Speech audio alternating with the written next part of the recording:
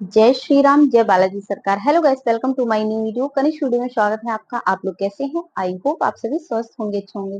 तो ये वीडियो बहुत बहुत इंपॉर्टेंट है आप सभी के लिए। अगर चैनल पे नए हैं तो जरूर सब्सक्राइब कर लीजिएगा और भक्ति चैनल देखने के लिए हमारे चैनल को बेल आइकन प्रेस करें और लाइक करें, शेयर करें। ठीक है, हनुमान जी के वीडियो तो बहुत सारे आप लोगों ने देख लिए। एक ऐसा छोटा सा वास्तु के लिए उपाय है जो सभी लोगों को जानना बहुत जरूरी होता है, क्योंकि बहुत सारे लोग ऐसे हैं जिनको मालूम होता है और हर किसी को ये सब चीजें नहीं मालूम होता है, क्योंकि आजकल की जो टेक्नोलॉजी है उससे बहुत ज्यादा परे हो गए हैं हम लोग।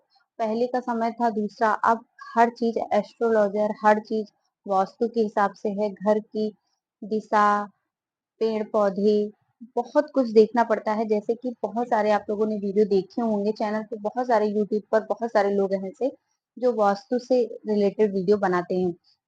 ऐसा ही एक छोटा सा उपाय है जो कि बहुत बहुत इंपॉर्टेंट है, क्योंकि छोटे छोटे टिप्स हमारी जिंदगी में बहुत सारे बदलाव ला सकते हैं, बहुत सारे बदलाव हो सकते हैं। तो ऐसे ही एक छोटा सा उपाय है जिसको हमने अपने जीवन में बदल के देखा है, तो इससे बहुत सारे लाभ हुए हैं और कई लोगों को ये उपाय बताया भी गया है, तो उनका भी कार्य हुआ है। तो हम चाहते हैं कि आप लोग भी इस उपाय को करिए। देखिए, सबके घर में पेड़ पौधे हैं, कुछ पेड़ पौधे नहीं होते हैं, कुछ पेड़ पौधे होते हैं जिनका हमें नहीं मालूम होता है और हम अपने घर पे पेड़ पौधे लगाते चले जाते हैं। तो आज हम ऐसे ही कुछ पेड़ पौधों के बारे में बात करेंगे कि आपके लिए कौन से पेड़ सही होते हैं, घर पे कौन से पेड़ लगाने से हमारे घर का वास्तु सही रहता है और कौन से पेड़ लगाने से हमारे घर का वास्तु भी खराब होता है और धन लाभ, धन हानि, बहुत कुछ होता है। तो आज हम ऐसे ही पेड़ों की बात करेंगे। वीडियो को अंत तक जरूर देखिए, क्योंकि अंत तक ऐसी कुछ इंपॉर्टेंट जानकारियां हैं जो आपकी छूट सकती हैं। तो सबसे पहले मैं बता दूं, मैं आपकी बहन प्रिया सिंह, आप देख रहे हैं कनिष्क वीडियो 7। तो उपाय ये है कि जैसे हमारे घर पे तुलसी माता का पेड़ होता है, कुछ लोग तुलसी का पेड़ लगाते हैं, कुछ लोग नहीं लगाते हैं। तो सबसे पहले मैं यही कहना चाहूंगी कि देखिए, जिसके घर पे तुलसी नहीं है वो लोग तुलसी का पेड़ अवश्य लगाए। जितनी चाहे उतनी तुलसी आप पेड़ लगा सकते हैं अपने घर पे। जरूरी नहीं कि एक ही तुलसी पेड़ होना चाहिए। जितने ज्यादा तुलसी के पेड़ होंगे उतने ज्यादा आपके घर में पॉजिटिविटी होगी। देखिए, तुलसी के पेड़ की कुछ खास विशेष महत्वपूर्ण बातें हैं, जैसे कि जिस तुलसी माँ की हम पूजा करते हैं, जिस तुलसी माँ को हम पूर्णिमा या कुछ भी जो त्योहार आते हैं उन पे हम पूजा करते हैं, दीपक प्रज्वलित करते हैं, दीप दान करते हैं, उन तुलसियों के दल को हम तुलसी पत्र नहीं तोड़ा जाता है और उनको हम खाते नहीं, क्योंकि देखिए तुलसी औषधि का कार्य भी करती है। तो हम विशेष ध्यान रखेंगे कि जिस तुलसी माँ की हम पूजा कर रहे हैं, जिस तुलसी माँ का हम दान करते हैं, जिस तुलसी माँ की हम विवाह करते हैं, उनके पत्र हमें नहीं खाना चाहिए, तुलसी दल नहीं खाना चाहिए या फिर हमें नहीं तोड़ना चाहिए। और सारे पेड़ लगा लीजिए जिससे हमें तुलसी पत्र खाने और उपयोग के लिए तोड़ सकते हैं। जिनकी हम पूजा करते हैं उनको नहीं तोड़ते हैं।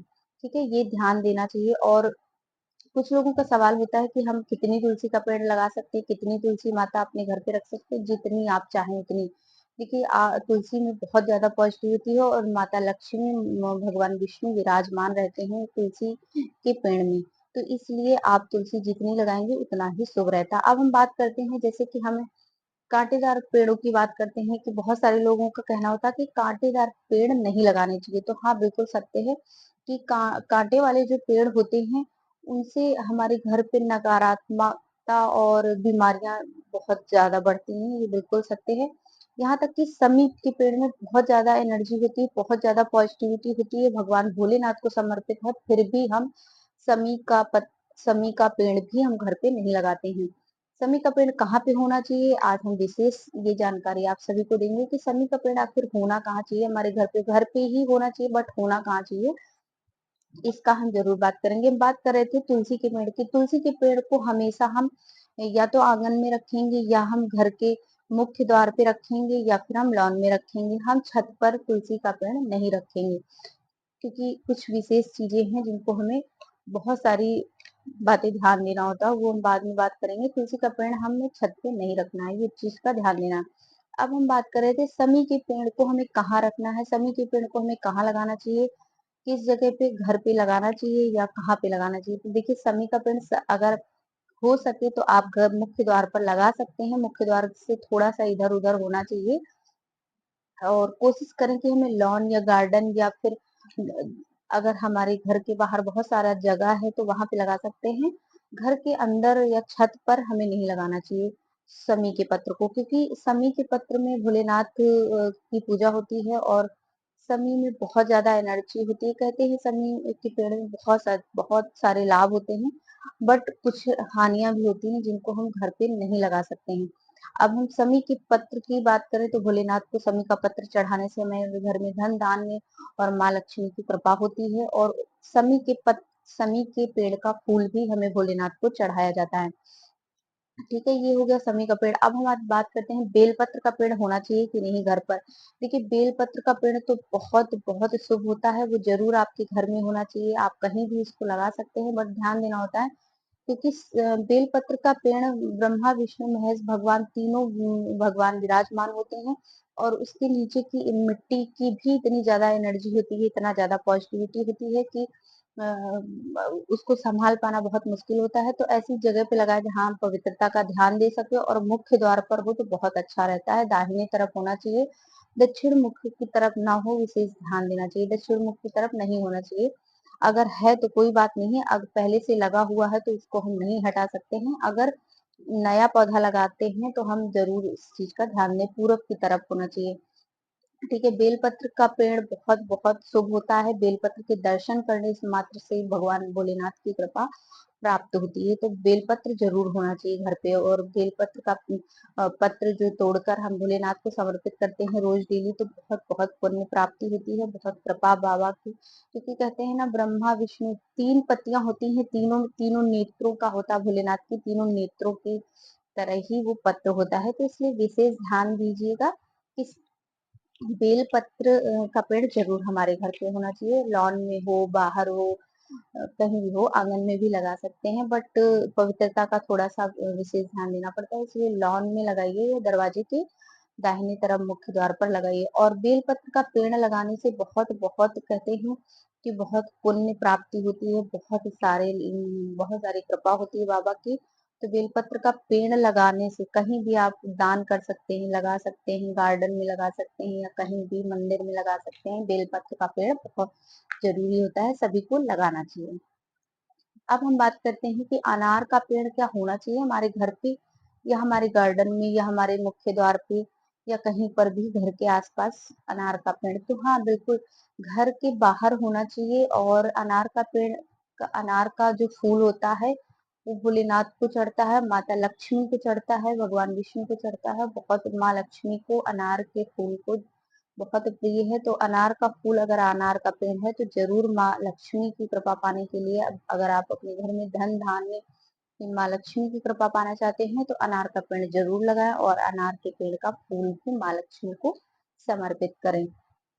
ठीक है, और गुड़हल के पेड़ की बात करें तो गुड़हल का पेड़ हमारे घर के मुख्य द्वार पे दाहिने तरफ होना चाहिए। कहते हैं माँ लक्ष्मी की बहुत कृपा होती है। आप जैसे कि सुबह में कुछ विशेष शुभ मुहूर्त होते हैं, विशेष कुछ टिप्स होती हैं जो सुबह टाइम में माँ लक्ष्मी घर सबके घर में आती हैं। कुलक्ष्मी देवी भी आती है, माँ लक्ष्मी भी आती हैं। तो जिनके घर में पवित्रता नहीं होती, जिनके घर में साफ सफाई नहीं होती है, तो वहां पे माँ लक्ष्मी देवी चली जाती है। और जिनके घर में पवित्रता होती है, साफ सफाई रहती है, तो उनके घर में माँ लक्ष्मी होती है। वैसे ही जब हमारे मुख्य द्वार से प्रवेश माँ लक्ष्मी का होता है, तो अगर गुड़हल